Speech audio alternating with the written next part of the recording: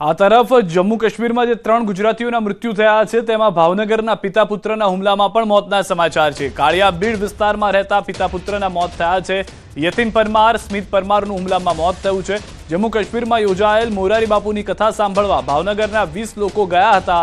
એ દરમિયાન આ ઘટના ઘટી હોવાની પ્રાથમિક જાણકારી મળી રહી છે।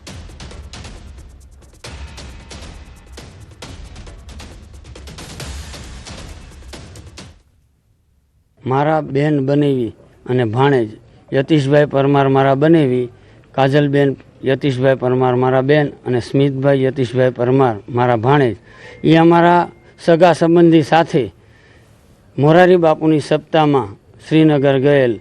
सप्ताह कथा पूर्ण थयेल साइट सीन माटे ए लोको पहलगाम गयेल। त्यां जे फरवा गयेल छे ए मारा भाई अने भाभी छे अने तेमनो दीकरो छे।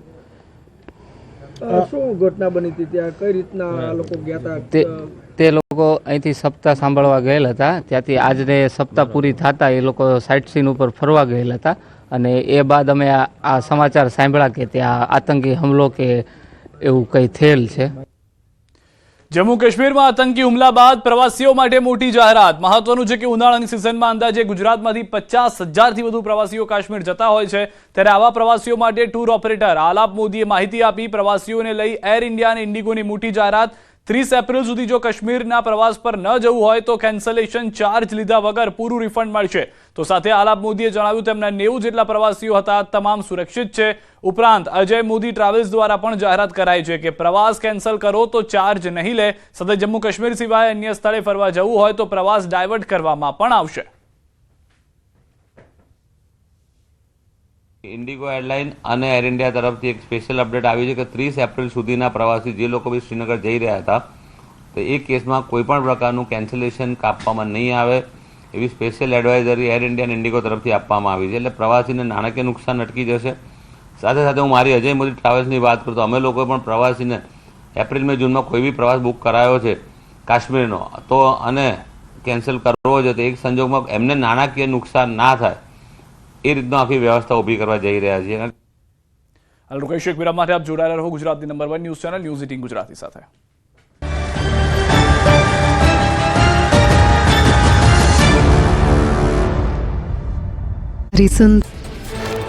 અમદાવાદના જુહાપુરામાં મારામારીનો વિડીયો વાયરલ। લાકડી અને ધોકા વડે યુવકને માર્યો માર। નજીવી બાબતમાં ઝઘડો થતા પોલીસે ફરિયાદ નોંધવાની તજવીજ હાથ ધરી। જમ્મુ કાશ્મીરના રિયાસી જિલ્લામાં સલાલ ડેમના દરવાજા ખોલી પાણી છોડાયું। ભારે વરસાદના કારણે ચેનાબ નદીમાં પાણીનો પ્રવાહ વધતા ડેમના દરવાજા ખોલાયા। પાણી છોડવામાં આવતા નીચાણવાળા વિસ્તારના લોકોને એલર્ટ કરાયા। લોકોને નદી કિનારે ન જવા માટે સૂચના આપી। જમ્મુ કાશ્મીરમાં રામબનમાં પૂરની સ્થિતિ અને ભૂસ્ખલન બાદના દ્રશ્યો સામે આવ્યા। હાઈવે પર કાટમાળ જમા થયેલો જોવા મળ્યો। અનેક પ્રવાસીઓ પગપાળા જતા જોવા મળ્યા। અનેક ગાડીઓ ક્ષતિગ્રસ્ત સ્થિતિમાં જોવા મળી। જમ્મુ કાશ્મીરમાં ભૂસ્ખલનના કારણે નેશનલ હાઈવે 44 ઠપ થયો। હાઈવે ઠપ થવાથી ઉધમપુરમાં ટ્રક સહિત વાહનોની લાંબી કતારો જોવા મળી। ટ્રાન્સપોર્ટેશન ઠપ થતાં જરૂરી વસ્તુઓની સપ્લાય અટકી, જનજીવન પ્રભાવિત થયું। રામબનમાં પૂરની સ્થિતિથી જાનમાલનું વ્યાપક નુકસાન। ભૂસ્ખલનના કારણે રાષ્ટ્રીય ધોરીમાર્ગ ઠપ થયો। અનેક વાહનો હાઈવે પર ફસાયા। પ્રવાસીઓને વાહન ચાલકોને ભારે હાલાકી। અનેક ઘર ક્ષતિગ્રસ્ત થતા રહીશોની સ્થિતિ કફોડી બની। જમ્મુ કાશ્મીરમાં ફસાયેલા તમામ ગુજરાતીઓ સુરક્ષિત। ગુજરાત પોલીસ સતત જમ્મુ કાશ્મીર પ્રશાસનના સંપર્કમાં। પ્રવાસીઓને જમવાની વ્યવસ્થા કરાઈ। જરૂરી પગલાં લેવા માટે સૂચના અપાઈ। પરિસ્થિતિ સુધર્યા બાદ બસ સાથે પ્રવાસીઓને કરાશે રવાના। વાદળ ફાટ્યા બાદ તબાહીના દ્રશ્યો સામે આવ્યા। કેટલાક વિસ્તારમાં રસ્તાઓ ગાયબ થઈ ગયા હોય તેવી સ્થિતિ સર્જાઈ। જમીનનું મોટા પાયે ધોવાણ। હજુ કાળા ડિબા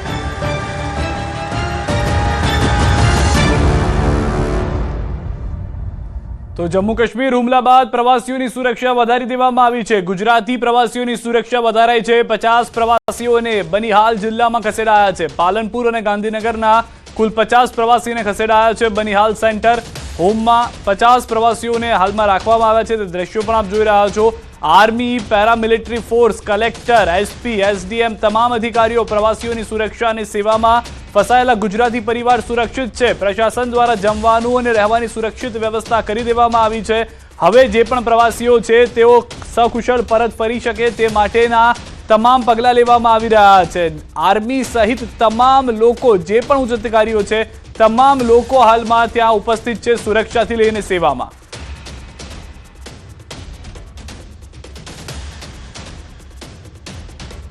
તો વધુ એક મહત્વના અને મોટા સમાચાર, આતંકી હુમલા અંગે સૌથી મોટો ખુલાસો। 2 સપ્તાહ પહેલા આતંકી દાખલ થયા હતા। ન્યૂઝ 18 ગુજરાતી પાસે એક્સક્લુઝિવ જાણકારી છે કે આતંકીઓ કેમેરા લગાવેલા હેલ્મેટ પહેર્યા હતા।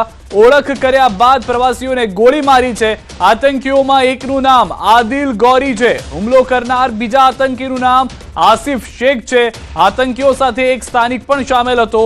3 આતંકીઓની ટીમ ભગાડવા માટે તૈયાર હોવાની પણ જાણકારી મળી રહી છે। સાથે જ એક્સક્લુઝિવ દ્રશ્યો થોડા સમય પહેલાના છે કે જેમાં આર્મી જે છે તે એક્શનમાં જોવા મળી રહી છે।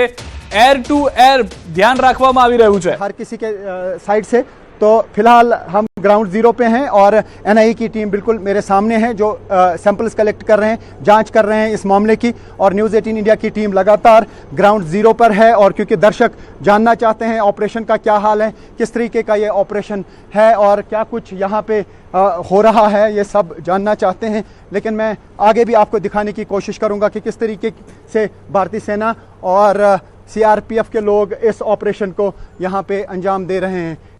તો આ ગ્રાઉન્ડ ઝીરો છે કે જ્યાં આગળ ફાયરિંગ કરવામાં આવ્યું હતું ને તેની પાછળનો જે પહાડી વિસ્તાર કે જ્યાંથી તે આવ્યા અને ત્યાં જ ભાગી ગયા હોવાની જાણકારી છે। તો એ તમામ વિસ્તારમાં હવે ફક્ત ભારતની સેના જ જોવા મળી રહી છે અને ભારતીય સેના વિશે આતંકીઓ જાણે છે, દેશ જાણે છે કે એક વખત જો ભારતીય સેના અંદર ઘૂસી ગઈ તો આતંકીઓને શું હાલ કરી દેશે। અને ભારતીય સેના જે એક્શનમાં છે, એનઆઈએની ટીમ એક્શનમાં છે, તેનાથી સ્પષ્ટ થઈ રહ્યું છે કે 24 કલાકની અંદર આપ માનીને ચાલો આતંકીઓ મરેલા હશે। જે પણ આતંકીઓ છે, જેઓએ પણ સામાન્ય નાગરિક અને નિસ્વાર્થ રીતે જે લોકો ફરવા આવ્યા હતા, હુમલો કર્યો છે, તેમને મારવામાં આવશે। इस अटैक की हर किसी के साइड से तो फिलहाल हम ग्राउंड जीरो पे हैं और एनआईए की टीम बिल्कुल मेरे सामने है जो सैंपल्स कलेक्ट कर रहे हैं, जांच कर रहे हैं इस मामले की। और न्यूज़ 18 इंडिया की टीम लगातार ग्राउंड जीरो पर है और क्योंकि दर्शक जानना चाहते हैं ऑपरेशन का क्या हाल है, किस तरीके का ये ऑपरेशन है और क्या कुछ यहाँ पे हो रहा है, ये सब जानना चाहते हैं। लेकिन मैं आगे भी आपको दिखाने की कोशिश करूँगा कि किस तरीके से भारतीय सेना और सीआरपीएफ के लोग इस ऑपरेशन को यहाँ पे अंजाम दे रहे हैं।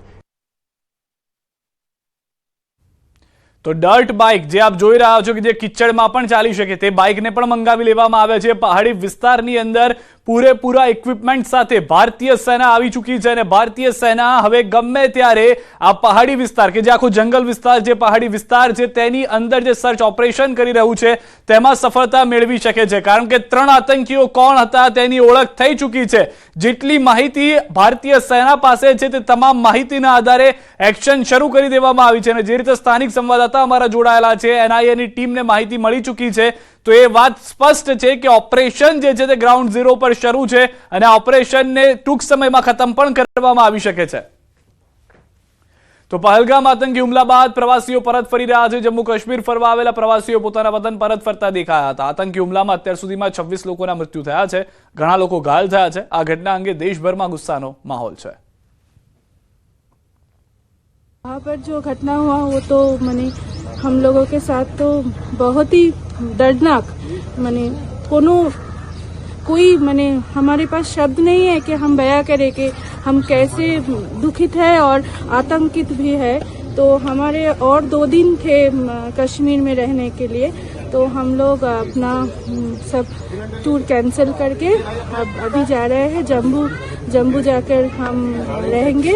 सब लोग मतलब जो लोग बाहर से फ़ोन कर रहे हैं मुझे, मेरे दोस्त लोग, रिलेटिव्स और दूसरे स्टेट से भी लोग फ़ोन कर रहे हैं जो जान पहचान के हैं, क्या हुआ है। तो मेरे साथ ऐसा कभी कुछ नहीं हुआ था। તો કાશ્મીર ખીણના પહેલગામમાં પ્રવાસીઓ પર આતંકવાદી હુમલા બાદ પૂંછમાં ભારત પાક નિયંત્રણ રેખા પરના છેલ્લા ગામ જલાસમાં પોલીસ દ્વારા સુરક્ષા વધારી દેવામાં આવી છે। મોડી રાત્રે ગામમાં પેટ્રોલિંગ કરવાની સાથે પોલીસે ગામના મુખ્ય માર્ગ પર એક ખાસ ચેકપોસ્ટ બનાવી દીધી છે અને વાહનોની તપાસ કરવામાં આવી રહી છે, જેથી નિયંત્રણ રેખા પારથી તેમના આંખાઓના ઇશારે જિલ્લામાં હાજર આતંકવાદીઓ ગામમાં કોઈ નાપાક કૃત્ય કે અપ્રિય ઘટનાને અંજામ ન આપી શકે અને આવા કોઈ પણ આતંકવાદીને છોડવામાં ન આવે તેનો સ્પષ્ટ સંદેશો પણ આપી દેવામાં આવ્યો છે કે કોઈ પણ ઢીલ નથી મૂકવામાં આવે, કોઈ પણ રીતે તેમના આંકાઓ સફળ થાય, આવા કોઈ પણ હુમલામાં બચાવવા આતંકીઓને અથવા તો અશાંતિ ફેલાય भारत में लेने। कश्मीर के पहलगाम में हुए आतंकी हमले के बाद न्यूज़ 18 की टीम इस समय पहुंची है पुंछ के भारत पाकिस्तान नियंत्रण रेखा पर स्थित गांव जलास में।